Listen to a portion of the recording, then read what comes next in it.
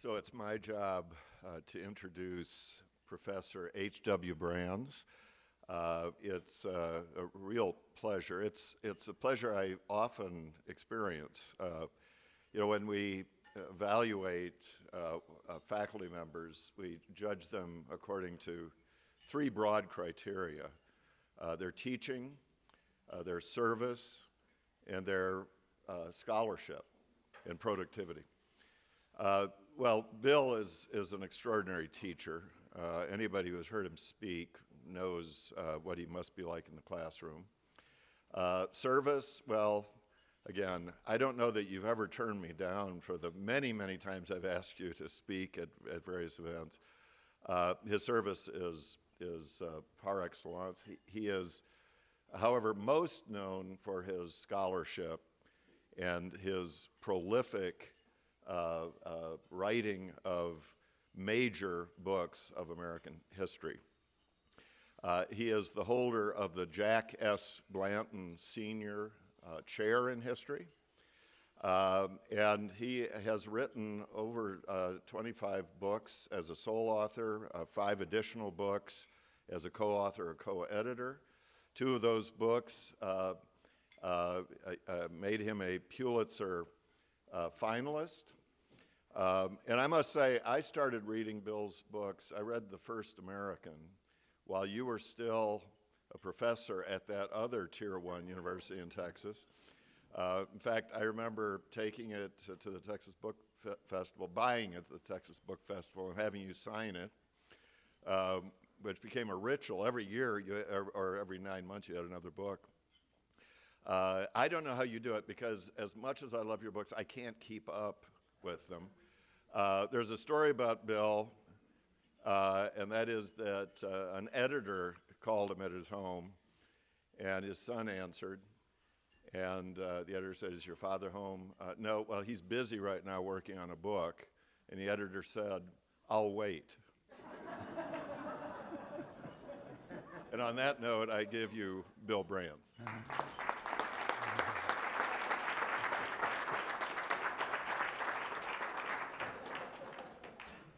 Thank you, Randy, for that kind introduction, and thank you for the Texas Exes to bring me back to Midland. I have to riff on the story about my son answering the phone, because my son grew up to become a historian. And many people have congratulated me and said, "I'm sure you're very proud."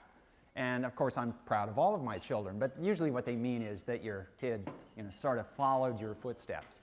And I tell them that if they knew my son Hal, that's not the conclusion that they would draw, because Hal is one who, well, basically his feeling was that if his old man can do it, how hard can it be? But I'm very pleased to say Hal actually just got tenure at Duke, so he's a historian, he's doing wonderfully well.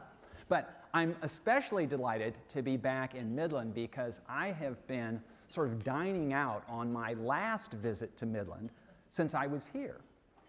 And it has to do with a part of the visit that was not the main reason I was here. I was here to give a lecture to a large audience. But as an adjunct to this, I received an email or a phone call from one of the 7th grade teachers around here. And I've been in Texas for a long time, so I've become aware that the 7th grade Texas history class is something of a ritual. And I was out here speaking on Texas history. I'd recently written a book on the Texas Revolution. And so this teacher said, "Can I bring my class, and will you take questions?" And I said, "Sure. I'm happy to answer questions, and how hard can the questions be from 7th graders?" Well, little did I know. Those of us who are in the history business, we realize that history is partly an art and partly a science. And the distinction between history as an art and history as a science is sort of the difference between what I sometimes call little history and big history. You could call it microhistory and macrohistory. And it's like the distinction in economics. So microeconomics is the economics of the firm or the individual household. And macroeconomics is the economics of the nation or the world. Well, something similar happens in history. Microhistory, little history, is the history of individuals. It's the history of daily life. It's the history of stuff that you and I do on an everyday basis. Big history, macro history, is what you get when you add it all up. It's the history of the nation. It's the history of grand movements over time. It's the history of the Industrial Revolution and of World War II. It's also, playing back to this distinction between art and science, it's the history of analysis. What does all this stuff add up to? The historian as scientist wants to draw out the conclusions, wants to extrapolate. In certain sort of extreme cases, wants to build historical models. Whereas the small historian, the micro-historian, the historian as artist, is content to deal with just this little stuff, the minutiae of life. It's what makes it, it's what brings the past to life for current generations. So I thought I knew the distinction, and I approached Texas history, not as a Texan. I'm not from here, I'm from the West Coast. And I didn't go to 7th grade in Texas, so I didn't get that 7th grade Texas history class. Well, and as I say, I was approaching Texas history sort of from the big history end. How did Texas fit into the evolution of American history? And I was aware that there were pitfalls in this because, and I will also say, that it is both an honor and a challenge to write and teach Texas history to Texas audiences. It's an honor because Texans take their history very seriously. And for somebody who does history to be taken seriously, this is quite flattering because a lot of people don't take their history that seriously. California history does not loom as large in the consciousness of Californians as Texas history looms for Texans. And so, well, but it's also a challenge because every Texan is an expert on Texas history. And sometimes you have to persuade them gently that that's not the case. Anyhow, so I thought I knew this distinction between the big history and the little history. I did not realize how small history could get when you're dealing with 7th graders. And there is something very charming about approaching young people when they are just learning a new field, like history, because maybe I'm jaded as a professional in this business. I've been doing it a long time. You sort of sort things out in terms of what's important and what's not. But for the 7th graders, it's all important. And it's all equally important. So I agreed that I would talk to the 7th graders, and I just chatted them up with the usual kind of stuff. And then it's time for questions. It became clear pretty quickly that this was something of a setup. And I was part of a stump the chump experiment where apparently the assignment had been come up with a question that the professor can't answer. Still, I wasn't worried. They're only 7th graders. What do they know? First question. Professor,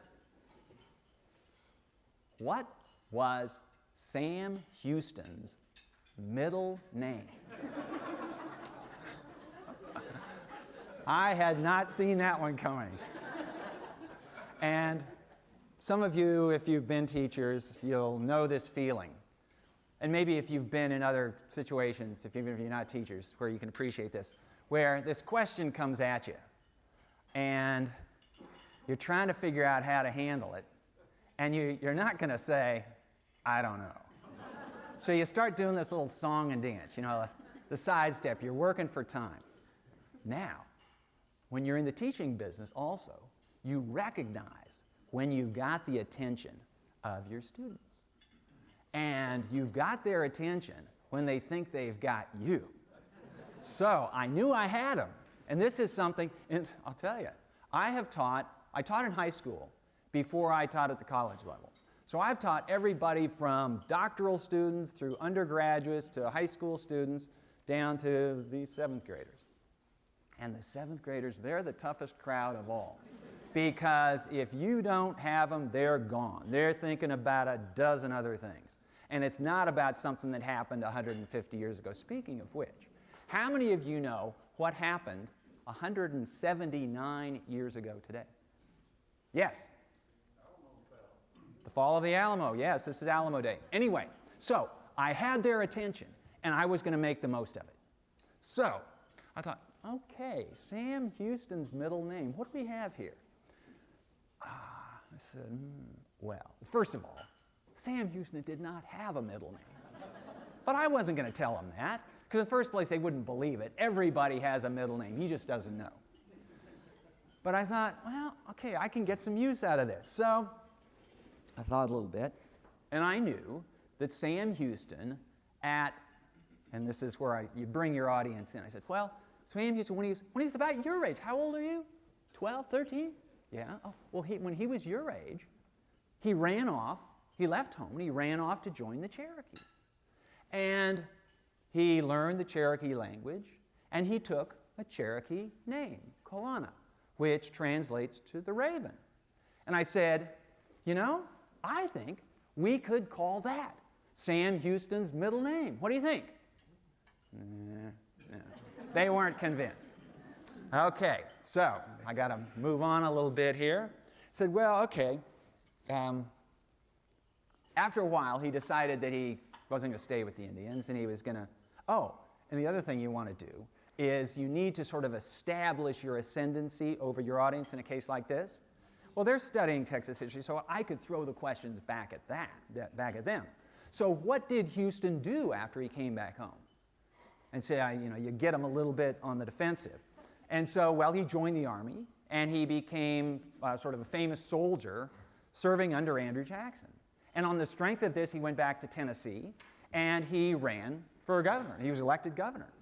Now, here's a part of the story that I didn't dwell on with the 7th graders, but I'll tell you a little bit more about. And this is one of the intriguing parts it's where the big history meets the little history. I've written a number of biographies, and they're biographies of public figures. And the reason I write them is precisely to see how individuals intersect with the history of a nation, how the lives of individuals influence and are influenced by the life of the nation as a whole. So I say, this is the part I didn't go into in detail. Sam Houston was elected governor of Tennessee. And he was seen as an heir to Andrew Jackson, who at this point was President of the United States. There was Old Hickory in the White House, and people were talking about Sam Houston as Young Hickory. But there was one thing missing from the Houston resume. And that one thing, do any of you know what was missing? A wife. Sam Houston did not have a wife. He was in his early 30s, old enough to have been married. He had had girlfriends, but he never settled down. And people said, Sam, you need to settle down. People pay attention to this kind of thing.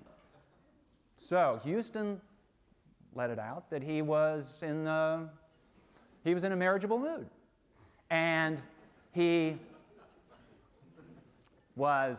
found a young woman. Eliza Allen was her name. Her parents were one of the leading families of central Tennessee.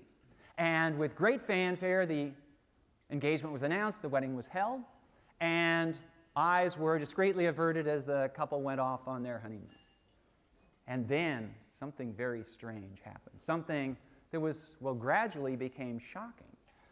Eliza, having married Sam Houston, shortly after the wedding, just days after the wedding, returned home to visit her parents in Gallatin, Tennessee, about 25 miles outside of Nashville. Now, okay, it's a little bit soon to be returning home, isn't it? But, okay. And then she stayed. She didn't come back. And people began to talk. What's going on here? What's the story? Well, I won't go into the details, because the details are not entirely knowable, but Sam Houston's marriage fell apart at that point for reasons that occasioned political surmise and rumors at the time, and all sorts of historical conjectures ever since. But it was the result of this. Sam Houston disappeared into Indian Territory. Now, this is where I pick it up with the 7th graders. He goes off into Indian Territory, and he spends the next 3 years roaring drunk. And in fact, the Indians in what's now Arkansas called him Big Drunk. So I asked my students, should that be Sam Houston's middle name? Sam Big Drunk Houston? And after about 3 years, he decided he was going to pull himself back together. So at that point, do you know what he did? He went to Texas, where people have been going perhaps ever since, to make a second act out of their lives, to recoup the success that slipped away from them. Andrew Jackson had been Sam Houston's mentor, and Andrew Jackson just shook his head at what had become of Sam Houston. Here with these great gifts, this great talent, and he was throwing it all away on drink.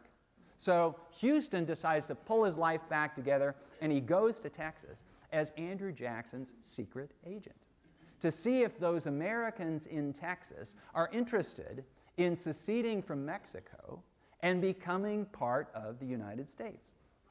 So when Sam Houston got to Texas, he did what, was legally required of every immigrant to Texas, and that was to be baptized in the Roman Catholic Church, which was the official religion of the Mexican Republic.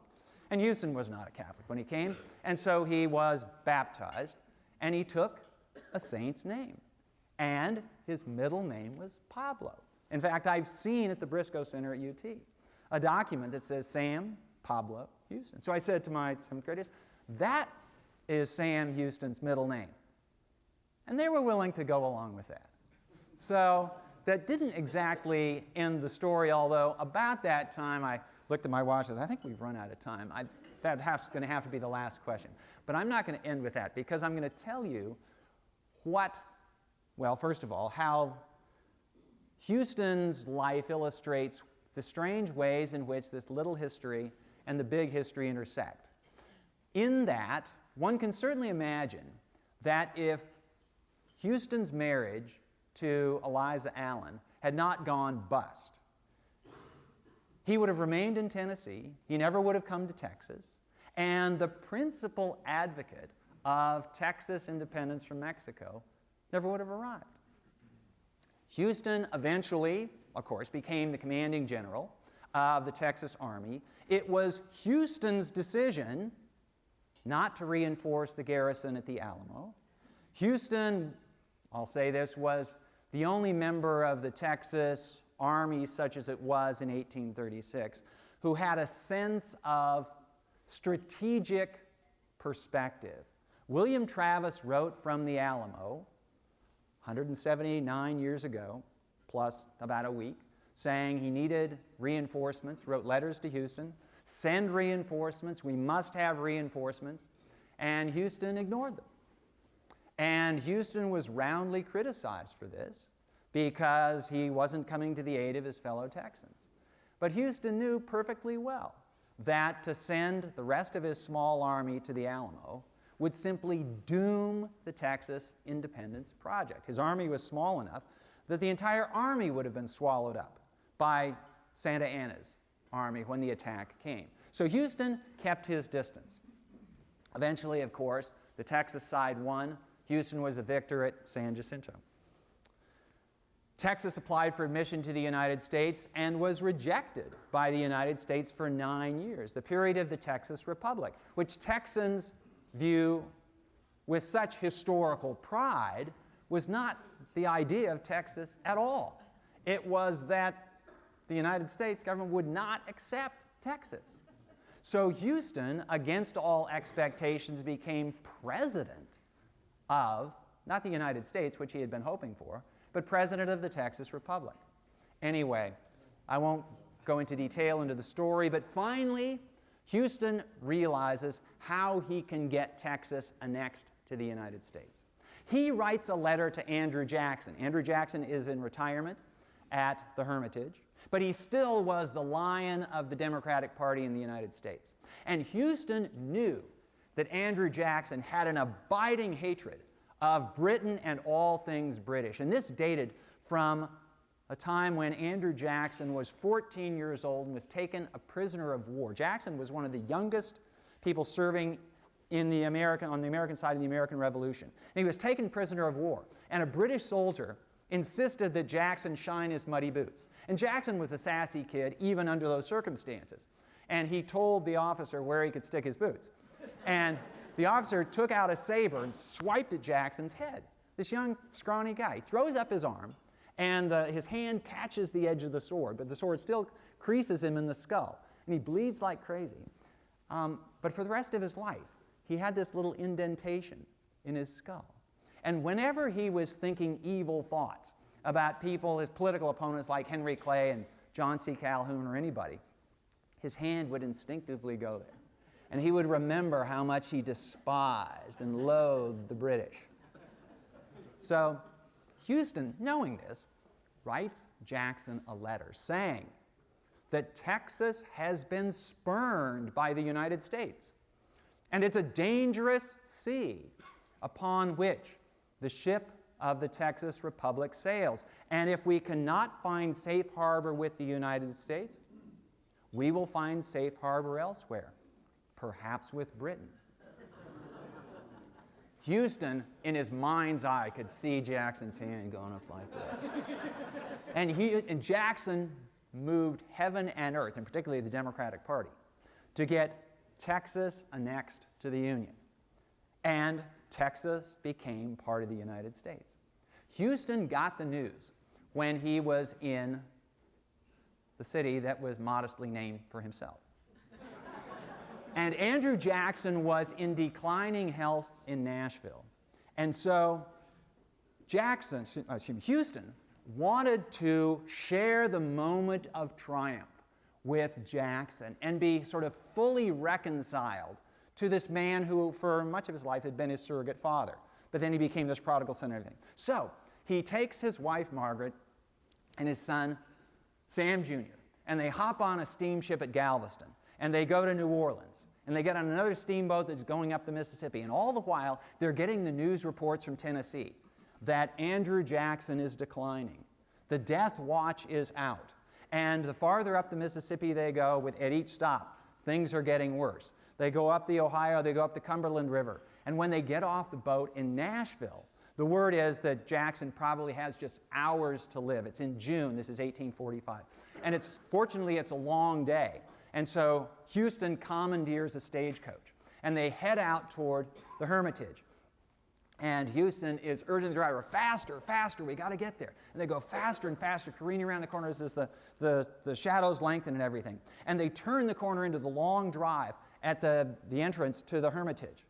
And in the distance, just in front of the house, they see a lone figure on horseback walking the horse slowly in their direction. And Houston realizes that this is the doctor, and it's too late to do any good. So they slow down, and they pull up in front of the house. And Jackson tells Margaret to wait in the stage. And Houston goes in with his young son. And there's Andrew Jackson lying in recent death in this 4-poster bed, and you can still see the bed in the house. And it's sort of this tall feather pillows and everything, and it's pretty high up off. So Houston, he himself has not been able to give the word to Andrew Jackson. But he lifts his young son up, 9-month-old Sam Houston Jr., and he says, "My son, try to remember that you have looked upon the face of Andrew Jackson." Okay, I've run out of time, so I'm going to stop there. But I will take questions if you have any. If you have any questions you remember from 7th grade Texas history class. Yes, sir? Who was the teacher that baited you into this? I'm afraid that I don't remember the name of the teacher. Was it? It was, the students were from Trinity. Okay. I wouldn't cast aspersions on any teacher's good name. Yes. When Texas first became a part of the United States, they retained the right to split into 5 smaller states. But did we lose that right at the conclusion of the Civil War in that event? Well, in the first place, this right of Texas to split into as many as 5 states was quite conditional even from the start. It had to have the approval of Congress. and only Congress can admit new states. The reason that that was written into this was that Texas was far larger than any single state that had been added. There was no previous example of an existing independent country that had been added to the United States. Louisiana was purchased, but Louisiana did not have an existing government. Texas did have this existing government. And in fact, Texas's large size was one of the principal reasons that Texas was rejected for admission in 1836. There are a lot of people who thought that bringing Texas into the United States would be a good idea for reasons of sort of security of the southwestern border. But the fear of the anti-slavery forces was, we're bringing in not just 2 senators, but who knows, a dozen senators. And so if Texans had said convincingly in 1836, we'll be just one state forever, and that's good enough, then the chances of Texas actually being annexed by treaty would have been much increased. But Texas, Texas is a lot bigger than all of New England. And so people in Massachusetts look at Texas and think, oh my God, they're going to be, who knows how many states they're going to be. And we're going to have to deal with all of those pro-slavery senators. And so I don't think there has been anything that has been done to eliminate that possibility, except, I'll just say, sort of changes or a maturation of the Texas psyche. I was not in Texas in 1959. Some of you probably were. I've always wondered, was it a blow to Texans when Texas was no longer the biggest state in the Union?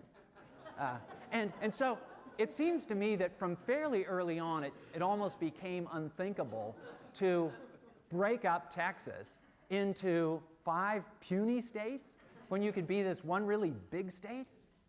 Other questions, reactions? There you go.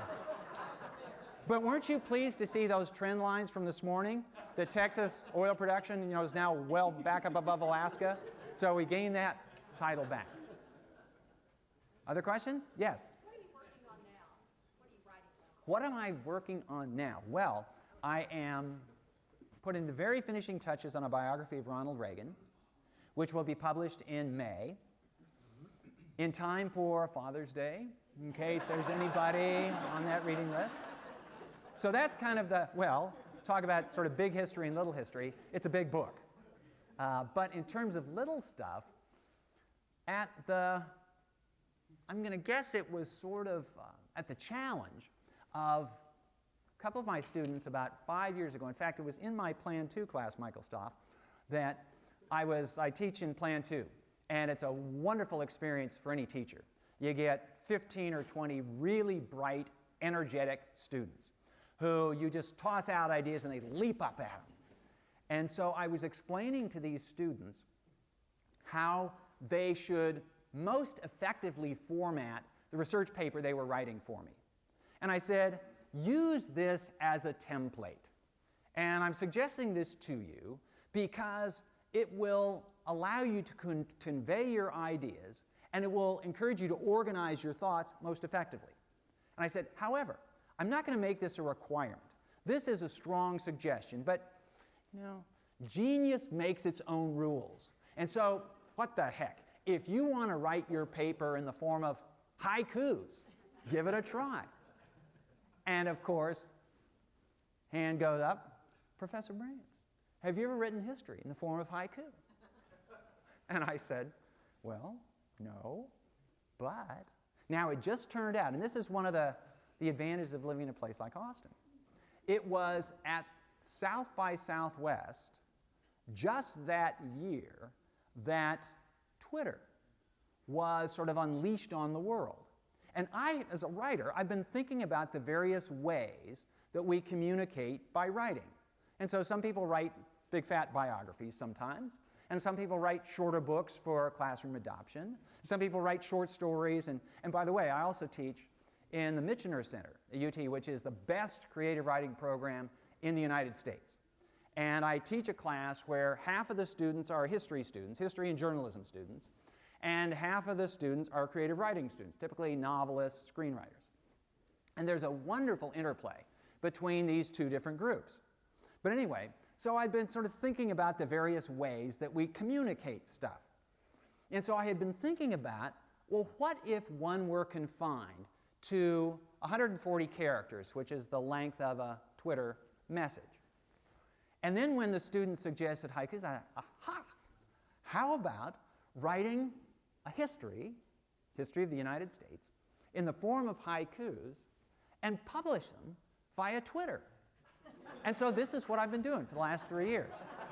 So if you're interested, the handle is @HWBrands, and I'm started in 50,000 BC.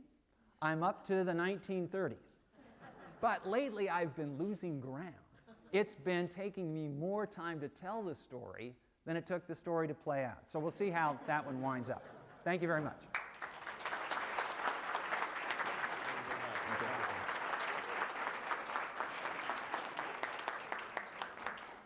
Before we move on very quickly, the one piece of business that we were supposed to do, which I forgot to do because I was so excited to hear Dr. Brands, was actually vote in our slate of officers.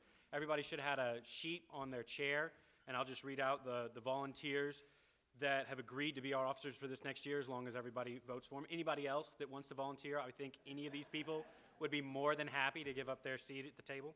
For president this next year, we're going to have Dave Joyner. I'm going to roll down to vice president, and then treasurer Joe Fitzgerald, and secretary Donna Robertson. And then as our chairs for our local committees, we've got Jackie Rindle as scholarship chair, Linda Hicks as membership enrichment, Laura Eldridge as social chair, and Daniel Webb has agreed to be our webmaster. I would entertain a motion to accept these officers. Any seconds? All four? Any opposed? And it so passes. Okay. We are very fortunate to have a special performance as part of our luncheon today. Here to introduce the student performers is the Dean of the College of Liberal Arts, Doug Dempster. That's all right, Randy. I'm not going to take over. Thank you so much. Thanks so much. Yeah. I just want to start by thanking Stephen and Becky and all of the members of the Midland chapter for the day, which has been great. Actually, a few of us agreed that we need to take this back to Austin so we can find out what we're doing. But you've been very generous, and your support is deeply, deeply appreciated. It makes a big difference to us and to our students. I also, before introducing our students, I want to introduce a new member of the College of Fine Arts Leadership. That's Dr. Mary Ellen Poole, who's sitting over here, just arrived a few minutes ago.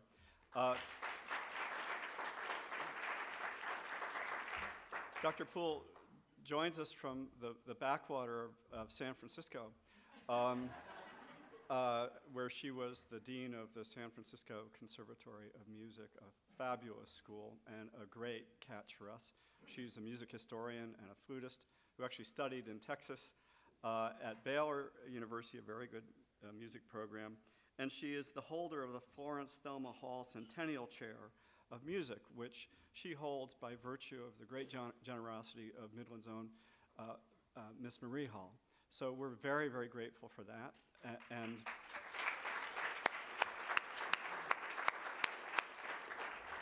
And for having Mary Ellen in Texas, and for all the support of all of you. Now, it occurred to me while I was listening to Bill Brands that nobody wants to have the last word if it's following Bill Brands. So we're going to Fine Arts is going to resort to music, which I don't know if you can sing as well as they can play, Bill. So we have two wonderful students from the Butler School of Music. They are Eunmi Lee. She's from Korea, currently pursuing a doctorate in violin performance, studied at Rice and Temple before. And Grace Yoon is from Seattle, and she's completing this year her master's degree in violin performance. They're both students in the studio of Professor Brian Lewis, and they're wonderful musicians, and they're going to play some duets for us.